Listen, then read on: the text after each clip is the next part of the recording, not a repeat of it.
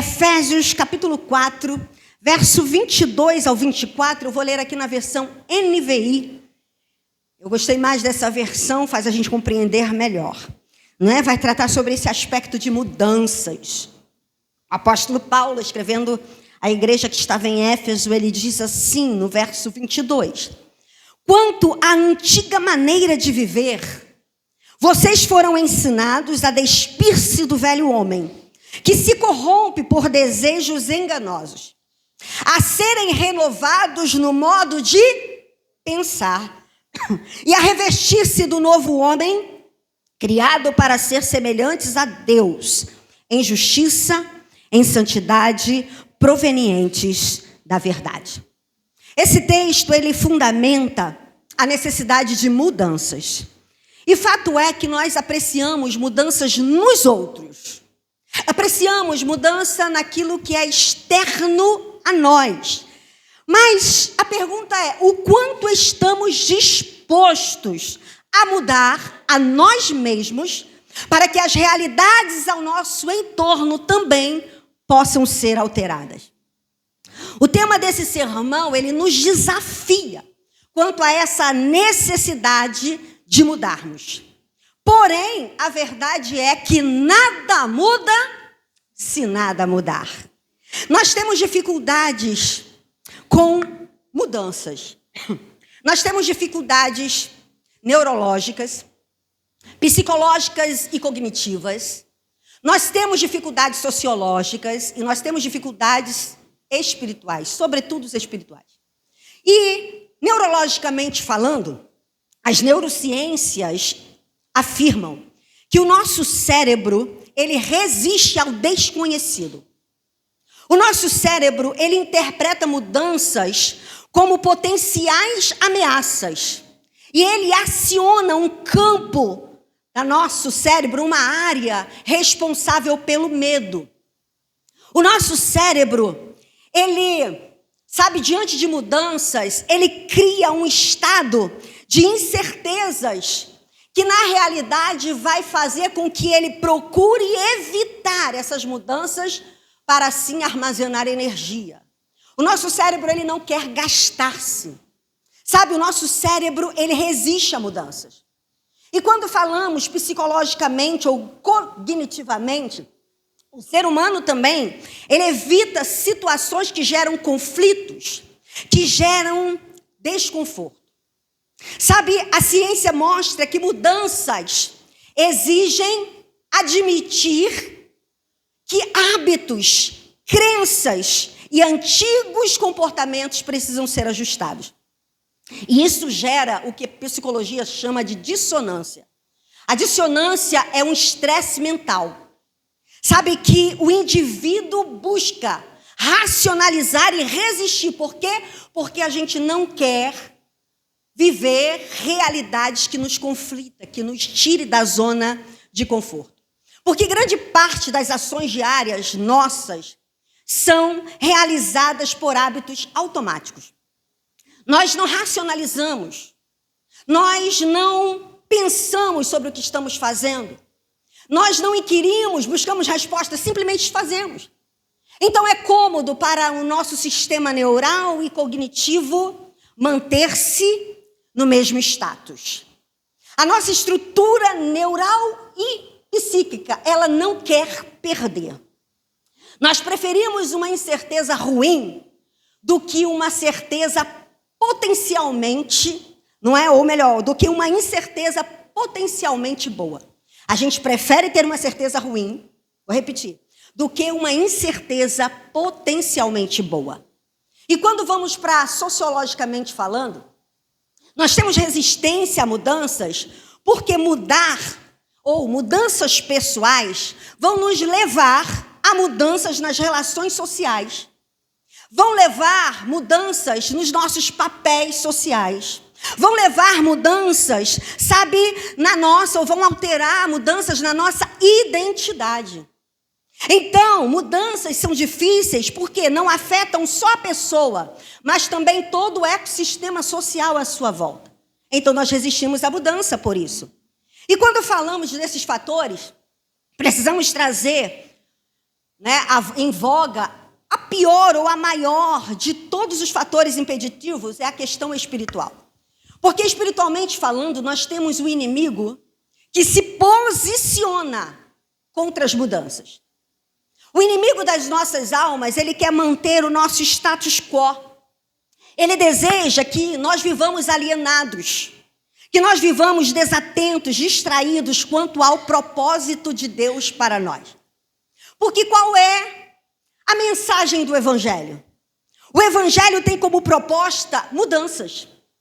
O Evangelho traz para nós o arrependimento.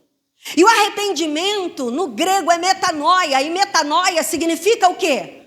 Mudança. Mudança de mente, mudança de rota, mudança de direção. O arrependimento, ele não é apenas uma questão intelectual. Ele envolve uma revisão, uma reorganização, um redirecionamento de nossa vida, operado pelo Espírito Santo. O arrependimento é mudança de vida. E é isso que Paulo vai atestar nos textos ou nos versos que lemos. E a gente entende que o arrependimento, ele é uma mudança contínua na nossa vida. Sabe, o Evangelho nos propõe uma metanoia contínua. Porque o arrependimento, ele acontece no primeiro dia da nossa caminhada cristã, segundo Oliot. Oliot vai dizer o seguinte: o arrependimento acontece no primeiro dia da nossa vida cristã e em todos os dias após isso. Ou seja, no momento em que eu começo a caminhar com Cristo, uma mudança começa a acontecer. Mas reorganizar, revisar, redirecionar a minha vida é uma tarefa constante operada pelo Espírito Santo. Martinho Lutero vai dizer que a raiz do arrependimento está no coração do homem. Mas a gente entende que coração tem a ver com mente. Então a raiz do arrependimento do Espírito Santo está na mente. E a gente entende que o ponto vital do ser humano é essa, né? Essa faculdade, a nossa mente. A base de todo comportamento se origina na mente. Então, quando você muda a sua mente, você muda o seu comportamento. E quando você muda o seu comportamento, você mudará com certeza o seu destino. Porém, nada muda se nada mudar. Nós estamos no limiar de um novo ano. E quando eu preguei essa mensagem em 2018, também foi no final de ano. Nós já estamos amanhã entrando em dezembro de 2025. E é muito comum nós estabelecermos novas metas. É muito comum nós estabelecermos, né, expectativas ou aumentarmos nossas expectativas para o ano vindouro. Geralmente fazemos planos, estabelecemos alvos, constantemente objetivamos mudanças. Mas não adianta esperarmos resultados diferentes se continuarmos a fazer as mesmas coisas. E é sobre isso que nós vamos falar. Porque às vezes a gente quer mudar o nosso casamento. Quer mudar o seu casamento? Experimente mudar a si mesmo. Queremos mudar a nossa parentalidade. Parentalidade é a forma como nós nos relacionamos com os filhos e os filhos conosco. Mas quer mudar a sua parentalidade? Comece a mudar a você mesmo. Talvez você esteja vivendo um conflito na sua comunidade de fé. Quer mudar essa realidade? Sabe? Quer mudar a realidade desses conflitos? Comece a mudar a você mesmo. E Paulo vai falar sobre essa realidade nos versículos que lemos. Mas quando lemos todo o capítulo 4, e eu quero sugerir a você que é membro da IBARC, você que está ouvindo essa palavra, a ler todo o capítulo 4. Eu desafio os líderes da célula, da minha rede, no GD, a nunca, pegarem só o texto que foi mencionado no altar. Por exemplo, ouvimos aqui uma palavra sobre Jonas, e eu questionei, quem foi aqui de vocês que leu todo o livro de Jonas antes de partilhar? Porque apenas 4 capítulos, e todos os 4 capítulos iam narrar a mesma história. Não é que foi lida aqui alguns versos. Então nós temos que ter o hábito não apenas de pegar o versículo solto que foi lido, mas tentar ler todo o texto. É claro que o texto ele se divide em assuntos, em perícope. E quando lemos todo o capítulo 4, nos versículos anteriores, Paulo ele vai falar sobre a unidade, sobre a comunhão. Né? Paulo vai tratar como enfoque principal a importância da unidade e da comunhão. Paulo vai falar sobre relacionamentos. E, queridos, mudanças são fundamentais para que relacionamentos saudáveis sejam estabelecidos. Queremos muito mudar os outros, mas nós precisamos entender que para termos relacionamentos saudáveis, a gente precisa mudar a nós mesmos. E nos versos que lemos, Paulo vai apontar 2 estilos de vida. Paulo, a partir do verso 17, nós lemos aqui no verso 22, não é? A partir do verso 17, Paulo vai falar sobre esses 2 estilos de vida. Ele vai falar do estilo de vida dos gentios ímpios, que viviam na carnalidade, nas práticas da vida do velho homem. E Paulo vai contrastar com o estilo de vida vivido por aqueles que vivem em Cristo. E no verso de número 20, eu vou fazer menção aqui da versão Ara, porque para mim foi algo assim revelador. Em algumas versões você vai encontrar um pouco diferente, mas na Ara, no verso 20, Paulo vai dizer assim, olha, Paulo nos convida a viver uma vida como Cristo. E ele vai dizer assim, ó, porque vós não aprendestes assim com Cristo, ou assim a Cristo. Paulo aqui está nos ensinando que aprender a Cristo. Quando nós lemos essa frase ela vai apresentar para nós uma estrutura gramatical conflitante. Porque aprender a Cristo é mais do que falar de Cristo. É mais do que pregar as doutrinas cristãs. Aprender a Cristo, a viver um estilo de vida ou uma mudança real, sabe, a semelhança do caráter de Cristo, significa viver o próprio Cristo. É conhecê-lo experimentalmente. Não é um conhecimento acadêmico, frívolo, não é um conhecimento empírico. Paulo está dizendo que é, sobretudo, adotar um estilo de vida como o de Cristo. É apropriar-se da sua essência. Paulo está falando de uma mudança radical, é deixar de vivermos uma vida, sabe, como homens naturais, homens carnais, para vivermos uma vida segundo o caráter de Cristo. Paulo, ele vai apontar a nova plenitude da vida. Paulo, ele vai mostrar que as mudanças são possíveis.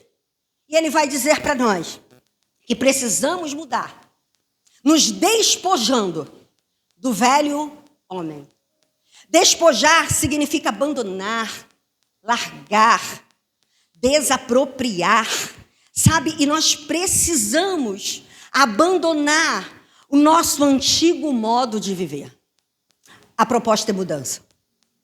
Segunda proposta, Paulo diz assim: renovem a sua mente. E renovar a mente, a gente entende? Pode colocar de volta lá no verso 22. Renovar a mente, a gente entende, não é que é mente nova. O termo renovar no grego é fazer de novo. Deus não faz ajustes, Deus não remodela, Deus não faz acomodação de mente velha. A proposta de Deus é uma mudança radical na nossa mente. Precisamos mudar a nossa mente. E aí Paulo vai dizer, após mudar-se de comportamento ou a mente e a forma de viver, agora mude, revistam-se do novo homem. E isso aqui é proposta de mudança. Mudanças são necessárias, mudanças legítimas são vitais para uma vida em Cristo. O apóstolo Paulo, ele vai trazer aqui para nós uma proposta. E a proposta é uma mudança de mentalidade que gera mudanças pessoais e relacionais. E nós aprendemos pela palavra que relacionamentos saudáveis não são frutos da casualidade. Relacionamentos saudáveis não acontecem despretensiosamente. Aprendemos pela palavra que para que a união verdadeira ocorra, precisamos trabalhar intencionalmente para promovê-la. E é sobre isso que Paulo está falando. Além das mudanças reais, Paulo está dizendo, para vivermos uma comunhão legítima, quer seja na comunidade de fé, nos ambientes relacionais, em todos os nichos de relacionamento da sua vida, você precisa mudar. E a contemporaneidade, a gente sabe que mudanças, ou relações humanas, melhor dizendo, sempre trouxe desafios, não é? Mas se intensifica muito mais nos dias de hoje. Porque a contemporaneidade tem trazido ainda mais prejuízo, ou maiores prejuízos às proximidades humanas. Nós vivemos uma realidade paradoxal de evolução versus involução. Nós temos evoluído, não é? Tecnologicamente, cientificamente, temos mudado ou temos evoluído ciberneticamente, mas ao mesmo tempo nós temos evoluído no que tange as relações humanas. Vivemos uma realidade de retrocesso, de uma regressão nas relações. Ao mesmo tempo que o mundo atual nos permite nos aproximar de pessoas que estão do outro lado do mundo por apenas um toque, esse mesmo sistema, não é, de evolução também contribui para um estilo de vida individualista e solitário. Não é incomum as pessoas estarem juntas no mesmo recinto, mas desconectadas uma das outras. Não é incomum as famílias se reunirem em torno de uma mesa, ou até mesmo no ambiente de relação, como na cama, numa sala, e cada um com seu dispositivo eletrônico na mão. Os meios de comunicação, quando não bem utilizados, eles se tornam um instrumento diabólico de distração. Sabe? E as distrações, elas têm afetado potencialmente as conexões humanas. Não raramente nós interagimos, não é, com pessoas que nós não conhecemos, mas falhamos em nos conectar com as pessoas que estão à nossa volta. E muitos casamentos têm sido desintegrados. Muitas famílias, sabe, têm vivido desajustes por conta dessa realidade. Cada um no seu smartphone. Cada um no seu dispositivo eletrônico. Nós vivemos muito mais no ciberespaço do que convivemos pessoalmente uns com os outros. Isso é uma grande perda, irmãos. Porque os nossos relacionamentos estão sendo prejudicados. Não só dentro da igreja, porque também temos trazido essa realidade para cá, mas sobretudo dentro da nossa casa. E dentro dessa situação, né, de assimilarmos essas vivências da cultura, do isolamento, do individualismo, nós temos vivido essa realidade dentro da comunidade de fé. Não é comum a gente vir para a igreja pensando apenas nas nossas próprias necessidades. Não é verdade? Eu costumo dizer do evangelho do eu primeiro. Existe um provérbio que diz farinha pouca, meu pirão primeiro. E a gente está trazendo essa realidade para dentro da igreja. A gente vem aqui, a gente ora pelo nosso casamento, pelos nossos filhos, pela nossa família, por mim. Não que isso seja um problema, mas quando a gente deixa de olhar ao entorno, de se conectar, quando a gente esquece que Deus nos chamou para abençoar outras pessoas, nós estamos assimilando essa cultura do eu primeiro. Estamos vivendo essa, desassociação, essa desconexão. Estamos deixando de viver um evangelho do uns para com os outros, nos tornando mesquinhos, egoístas, individualistas. Nós temos dificuldade até de compreender o que Paulo vai sugerir nesse texto. Porque se você ler esse texto, você vai entender que Paulo vai falar sobre abnegação, Paulo vai falar sobre empatia, Paulo vai falar sobre auto-humilhação, Paulo vai falar sobre atitudes que são pouco apreciadas por nós, porque anda na contramão dessa cultura de egoísmo que nós vivemos. Porém, queridos, é intrínseco em nós as relações ou a necessidade dos relacionamentos. Nós fomos criados como seres sociáveis e nós dependemos um dos outros. Somos seres relacionais e dependemos dos vínculos ou da construção dos vínculos. Existem estudos que provam que os laços sociais têm relações diretas com a saúde. A pesquisadora Kathleen Millan, ela declara que conviver é tão importante para os seres humanos que tem o mesmo valor de uma alimentação saudável ou de ser ativamente ou fisicamente ativo. Ou seja, viver relacionamentos saudáveis é benéfico à saúde humana. E você percebe que as academias estão cheias hoje, não é? Mas as pessoas continuam doentes. Sabe por quê, queridos? Porque o isolamento, ele é altamente destrutivo. Ciência prova que viver em relacionamento tem o mesmo peso de alimentos saudáveis ou de uma alimentação saudável e de ser ativamente ou fisicamente ativo. E o oposto disso também é uma realidade. Mas antes de falar sobre, o isolamento como um processo destrutivo a nós, eu preciso lembrar que a conexão humana, ela é algo extremamente divino. Deus nos fez com essa capacidade. Estudos científicos mostram que a parte do cérebro humano, que já nasce quase que completa e plena, é a parte responsável, sabe? Uma parte responsável por reconhecer faces. O bebê, ele já nasce com essa condição de reconhecer e de observar as faces humanas. Sabe, nós já nascemos com a capacidade de fazermos conexão visual. Nós já nascemos com a capacidade de estabelecer vínculo visual com o nosso semelhante. E você percebe como as distrações por meio dos meios dispositivos têm roubado de nós algo tão importante que nos foi dado ainda dentro do útero materno. Hoje nós vivemos uma desconexão tão grande, que nós não mais sabemos conversar olhando no olho do outro. A geração de hoje, do qual nós também fazemos parte, estamos mais habituados a nos relacionar no cyberespaço do que fisicamente. Os jovens conversam habilmente pelas redes sociais, escrevem textos magníficos, mas se precisar sentar um na frente do outro, eles não conseguem elaborar uma conversa, estabelecer uma conversa, sabe, inteligível.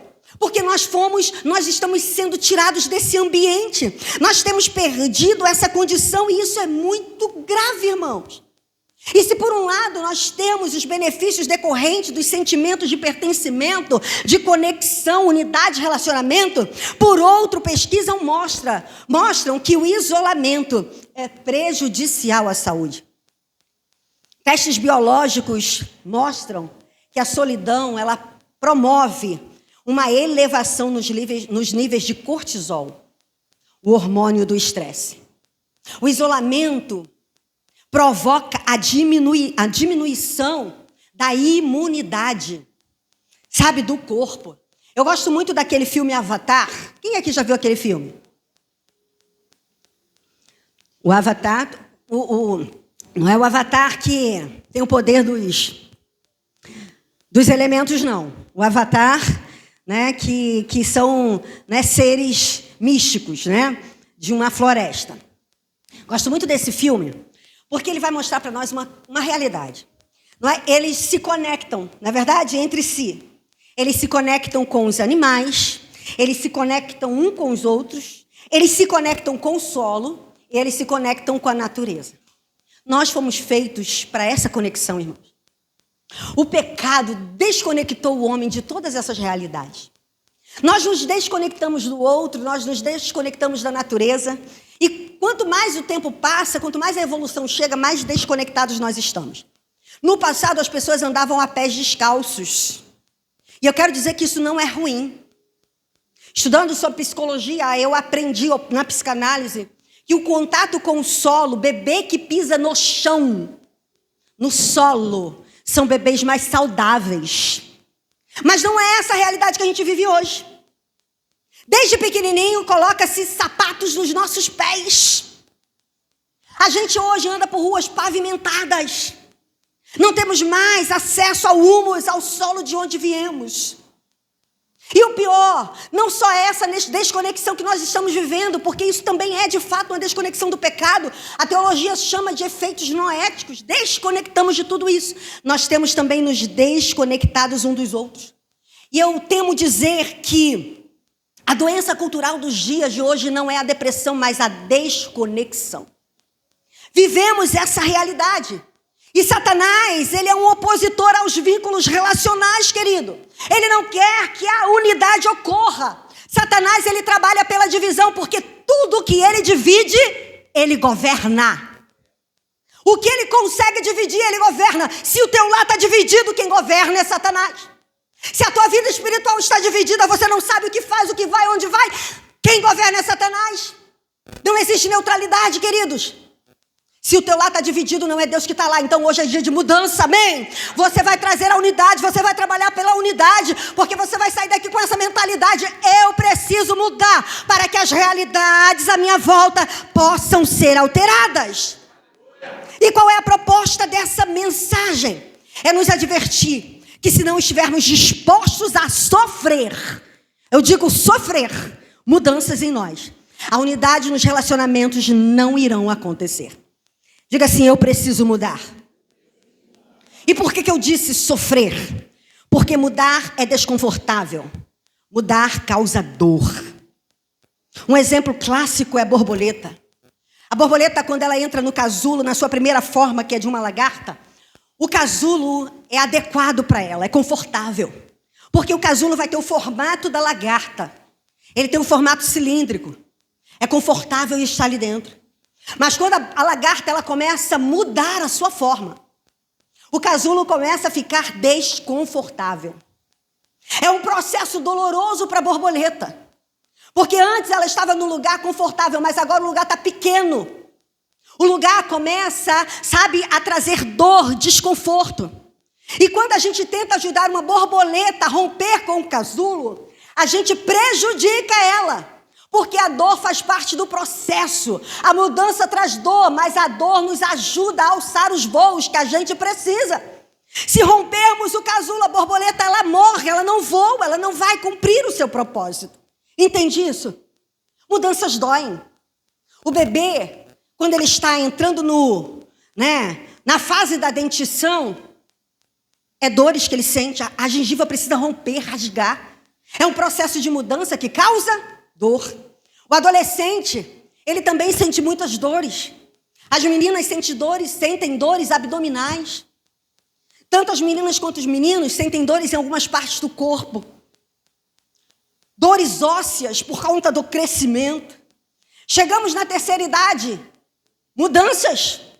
E mudanças doem. Na terceira idade, as nossas células param de se multiplicar. Elas param de viver a mitose e começam a viver a meiose. Elas começam a se dividir. E aí tudo que estava lá em cima começa a cair. Lei da gravidade. As dores se generalizam. Porque a terceira idade é um processo de mudança. E mudança causa dor. E o nosso maior desafio à mudança é que temos dificuldades em mudar a nós mesmos. Nós somos tendenciosos a mudar os outros, mas nós temos dificuldades quanto a nós mesmos. Agora, uma verdade, não podemos mudar o outro. Diga assim, eu não posso mudar o outro. Você pode gerar desejo de mudança no outro, mas você só pode mudar a si mesmo. E nos advertir que o proposto dessa mensagem é nos advertir que se você for rígido e resistente demais para aceitar e viver mudança, você precisa convidar alguém que vai te auxiliar no processo, que é o Espírito Santo. Sei que talvez você tenha sido criado debaixo de uma rigidez. E muitos de nós, temos até orgulho de dizer assim, eu sou tradicional. Não, eu tenho dificuldade com mudanças. De fato, a gente aprendeu aqui que a gente tem dificuldade neurológica, sociológica, psicológica, espiritual. Mas nós não podemos ser rígidos. Nós não podemos ser resistentes. E se você vive essa realidade, você precisa chamar o Espírito Santo. O Espírito Santo, ele faz junto, ele nos ajuda nos processos de mudança, amém? E fato é que nós precisamos mudar a nós mesmos. Diga assim, vira para o seu irmão e diga, mude a si mesmo. E mudar a si mesmo pode parecer um processo impossível. Se você é muito rígido, eu vou te dar aqui algumas orientações práticas, porque o Evangelho de Cristo é um evangelho prático, amém? E eu tenho aprendido a viver essa realidade. Se você tem dificuldade de mudar, você é rígido, comece a mudar pequenas coisas. Comece a mudar pequenos hábitos. Comece a mudar alguns comportamentos. Por exemplo, tem pessoas que são tão rígidas que elas têm dificuldade de mudar até o ambiente da casa. Não conseguem mudar um móvel de lugar. Eu sei que existem móveis que são muito pesados. Hoje nós temos também a questão da fragilidade dos móveis. Os móveis são descartáveis, fato é. Não é? Não dá para você ficar movendo móveis muito pesados. Mas tem pessoas que não movem um puff. Não move um sofá do lugar. São pessoas tão rígidas que não mudam a cortina, a cor das almofadas. E a proposta é, nada muda se nada mudar. Comece, sabe, a transformar tudo ao seu entorno com coisas pequenas, com mudanças externas. Comece talvez a mudar o seu estilo de vestir-se. Sabe, comece a alterar. Se você veste roupas só neutras, comece a trazer um pouquinho de cor. Se você veste muito roupa colorida, comece a trazer mais sobriedade. Mas de alguma forma comece a mudar. A psicologia prova que os ambientes externos têm a ver com a nossa internalidade. E vice-versa. Quando você começa a mudar algo fora, algo dentro também começa a ser mudado. Sabe, quando tudo está desorganizado aqui dentro, está tudo desorganizado fora. Então comece a organizar uma gaveta. Comece a organizar, sabe, uma mobília, um espaço, mas comece a fazer alguma coisa, amém? Experimente mudar as decorações de lugar. Tira a decoração da cozinha, traz para a sala, da sala para o quarto. Mude as cores da sua casa, da decoração, mas faça alguma coisa. Porque às vezes a gente quer que as mudanças grandes ocorram, mas a gente não começa nem nas pequenas coisas. E a proposta de Deus para nós hoje é que precisamos começar o processo. Precisamos entender que pequenas mudanças podem alterar destinos. Alguém aqui já ouviu a história do vestido azul? Se você procurar na internet, você vai encontrar. A história do vestido azul é uma história que narra, traz como enredo a história de uma cidade muito pobre. Nessa cidade havia uma escola e um professor foi trabalhar nessa escola. E lá na escola havia uma menina muito bonita, mas que se vestia miseravelmente. Todos os dias aquela menina bonita ia para a escola suja, com os cabelos desalinhados, descalça. E o professor, ele falou, eu vou fazer alguma coisa por essa menina, ela é muito bonita. Ele juntou algumas de suas economias e comprou um lindo vestido azul para aquela menina. Um vestido com muitos laços, com muitos babados. E ele presenteou aquela criança com aquele vestido.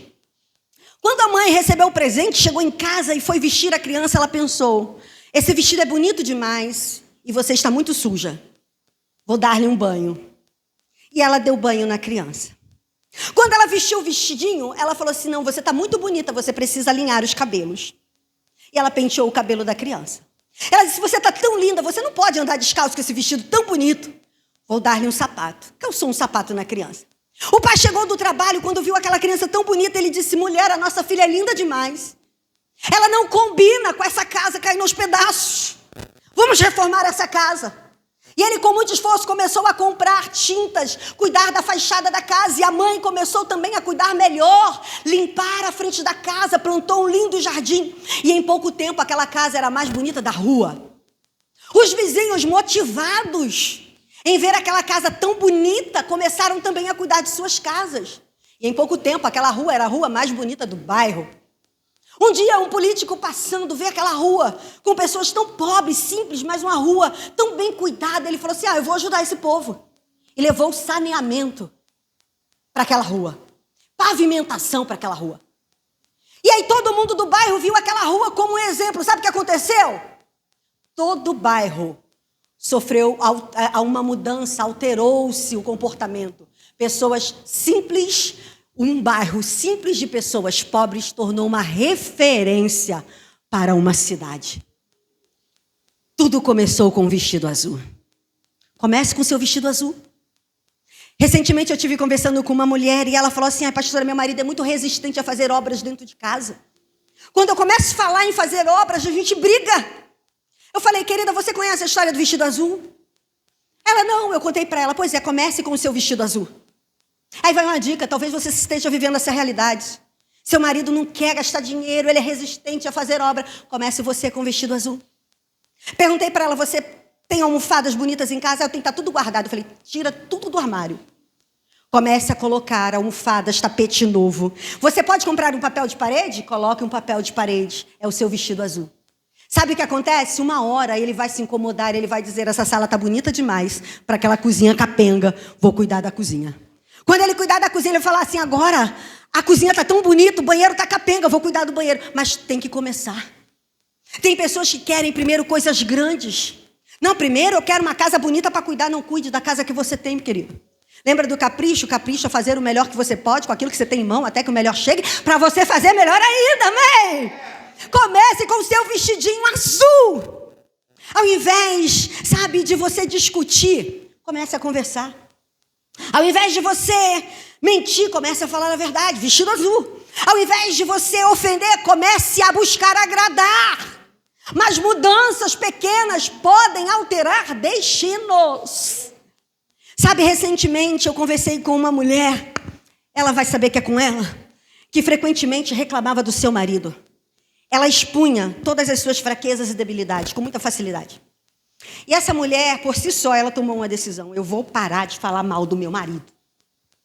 E ela parou. Perguntava, e aí, ela tá bem, sempre falando bem. E recentemente a gente sentou para conversar, e numa conversa ela abriu o coração. E ela disse algo que eu já tinha verificado. Eu parei de falar mal do meu marido.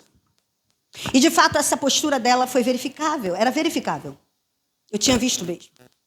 E sabe o que ela falou na conversa? Estávamos assim conversando, ela disse: o fato de eu ter parado de falar do meu marido não significa que ele tenha mudado. Ele continua ranheta, mas mudou a mim mesmo. E mudou o jeito de olhar para ele.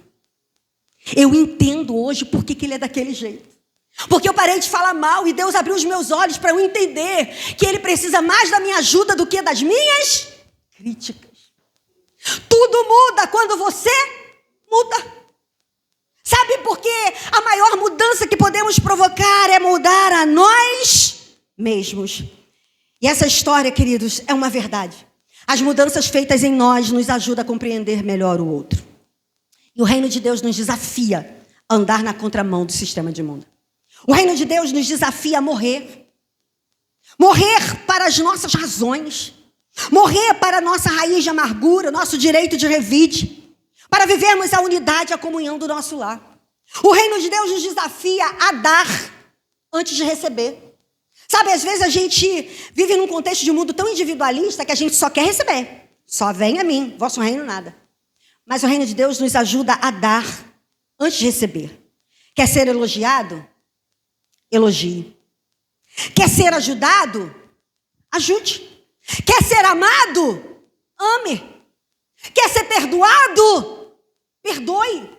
É dando que você recebe, querido. O reino de Deus nos ajuda ou nos chama a nos humilhar para que a glória e o reconhecimento venha. Mas eu preciso mudar o meu comportamento e fazer antes de receber. Amém? E para concluirmos esse sermão, viver do jeito de Jesus é construir pontes e não muros. O novo ano está para começar. E como de costume, nós vamos fazer planos, amém? Planos de mudanças. Mas um conselho: faça ajustes nas suas rotas. A vida, querida, ela não é um caminho reto. Ela precisa de ajustes. Sabe, a gente precisa de vez em quando avaliar o nosso percurso e mudá-lo se for necessário. A palavra de Deus nos orienta a sermos flexíveis, a sermos maleáveis. Essa semana eu estive pregando sobre Jeremias no capítulo 18 e eu falei sobre as características do barro. Capítulo 18 de Jeremias vai falar, ou vai narrar a história de Jeremias dentro de um cenário onde o oleiro estava modelando um vaso e aquele vaso, ele se desfaz na mão do oleiro. Isso fala de flexibilidade, disposição para mudar.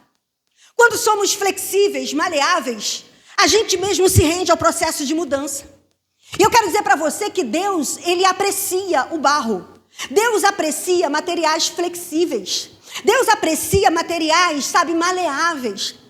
Deus poderia ter feito o homem das muitas pedras preciosas que haviam no Éden. Deus poderia ter esculpido o homem do mármore Carrara, mas Deus não fez. Deus pegou o humus, Deus pegou o pó, Deus pegou o barro, porque Deus aprecia aquilo que é maleável, aquilo que é flexível, aquilo que está disposto a mudar. Nós precisamos ser flexíveis às mudanças.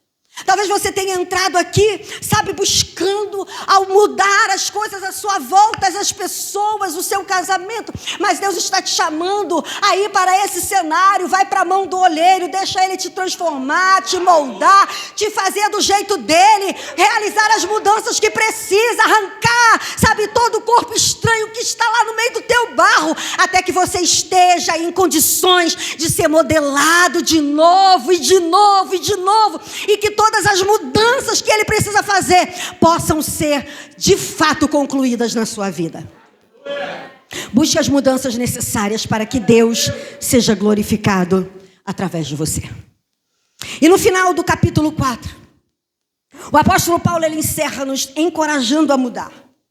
Paulo diz assim: se você mentia, não minta mais, fale a verdade. Se você furtava, pare de furtar, comece a trabalhar e viver daquilo que você ganha honestamente.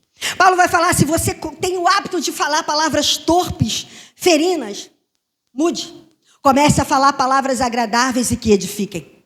Paulo diz assim: se desprendam de toda a amargura, cólera, ira, gritaria, blasfêmias e malícias. Paulo diz: mudem. Sede uns para com os outros, benignos, compassivos, perdoando-vos uns aos outros, como também Deus em Cristo vos perdoou. E a proposta é: peça ajuda ao Espírito Santo, até para as mudanças mais sutis. Quer mudar seu estilo de vida? Quer mudar seu estilo de roupa? Quer mudar os móveis da sua casa? Comece a chamar o Espírito Santo. Porque as coisas mais difíceis não serão impossíveis se nós convidá-lo para participar das mudanças da nossa vida. E com o Espírito Santo, mude para que a realidade à sua volta seja alterada. Aprendemos hoje uma verdade absoluta. Qual verdade? Vamos todos juntos? Nada muda se nada mudar. Repita comigo: nada muda se nada. Diga: eu estou disponível às mudanças, Senhor. Comece a liberar essa palavra com fé. Pode ser que ela não tenha nenhum sentido para você agora, mas você vai repeti-la e vai dizer: Senhor, eu estou disponível à mudança. Senhor, eu estou disponível à mudança. Eu quero viver, Senhor, na dimensão que o Senhor tem para mim. Eu não quero estar dentro desse quadrado do status quo que Satanás determinou. Ele determinou a falência da minha família, do meu lar, do meu ministério, dos meus projetos pessoais. Mas hoje eu estou disponível às mudanças que o Senhor tem para mim. Se depender da minha auto-humilhação para que o meu lar seja restaurado, eis-me aqui. Se depender da minha palavra liberada, eis-me aqui. Se depender, Senhor, das mudanças que vão me doer, eis-me aqui.